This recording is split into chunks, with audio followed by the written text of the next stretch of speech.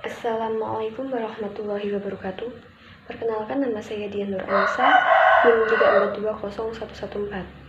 Alhamdulillahirabbil alamin. Wassalatu wassalamu ala asrofil anbiya'i wal mursalin wa ala alihi wa sahbihi ajma'in, amma ba'du.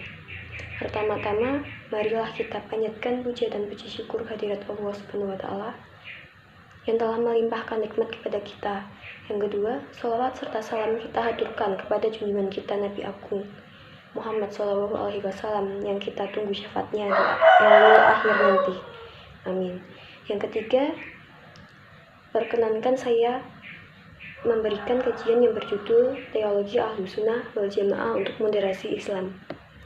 Secara harfiah, Ahlussunnah wal Jamaah adalah penganut tradisi atau kebiasaan yang dilakukan oleh Nabi Muhammad SAW dan kesepakatan para ulama.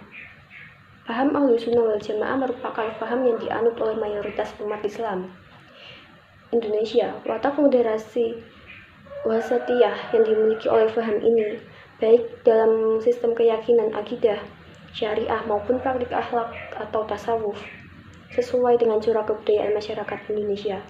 Dinamika perkembangan Aswaja awalnya dinilai komodatif terhadap tradisi lama atau local tradition, kemudian berkembang mengikuti tren puritanis sehingga corak Islam terlihat semakin murni. Pemurnian ajaran Aswaja dari anasir lokal dan tradisi lama melahirkan gerakan modernis tetap bersandar pada kaidah berpikir atau istinbat al-hukmi yang berlaku dalam mazhab ini, perubahan sosial akibat pembangunan internal maupun eksternal. Mungkinkah Aswaja mampu menempatkan diri pada posisi moderat atau wasatiyah di tengah-tengah gempuran radikalisme, liberalisme, dan sesat pikir atau aliran sesat? Dinamika kehidupan keagamaan khususnya Islam Indonesia juga sangat mencemaskan karena munculnya paham-paham radikal dan juga liberal. Pemikiran dan pengalaman kontemplatif beberapa orang tokoh karismatik yang mengajarkan paham atau aliran baru atau melakukan pencampur adukan ajaran agama juga sering terjadi dan meresahkan masyarakat. Terorisme yang bernuansa agama muncul sejak tahun 2000 hingga saat ini juga belum dapat diselesaikan. Pluralisme agama atau al-ta'adudiyah, al-diniyah atau religius pluralisme juga berkembang di kalangan aktivis muda yang juga memiliki akar kultural muslim tradisional. Pandangan yang menyatakan bahwa sejatinya semua agama merupakan manifestasi dari realita yang satu. Semua agama sama, dan tak ada yang lebih baik dari yang telah berkembang dan diikuti oleh sebagian kelompok Islam liberal. Tentu saja pandangan ini dianggap reduksionistik oleh pihak arus utama, karena agama hanya ditempatkan pada keyakinan dalam ruang yang sangat sempit. Hubungan antara manusia dengan kekuatan sakral yang transcendental dan bersifat metafisik ketimbang sebagai sistem sosial.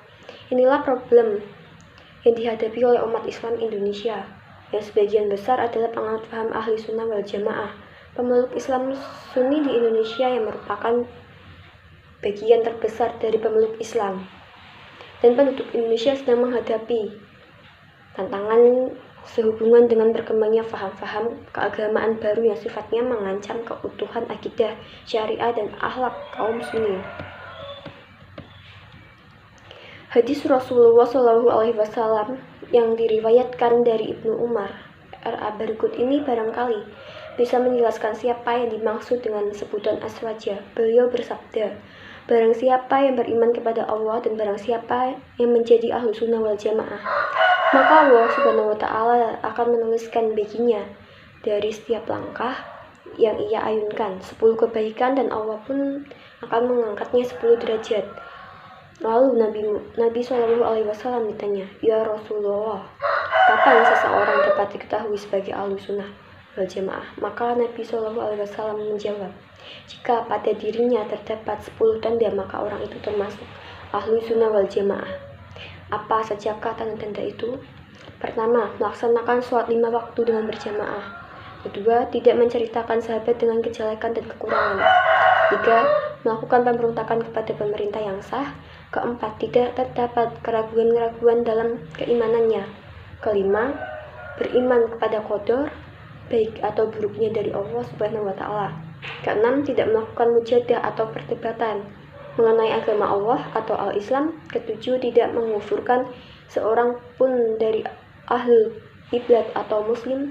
Kedelapan, tidak meninggalkan sholat mayat dari ahlul qiblat atau muslim.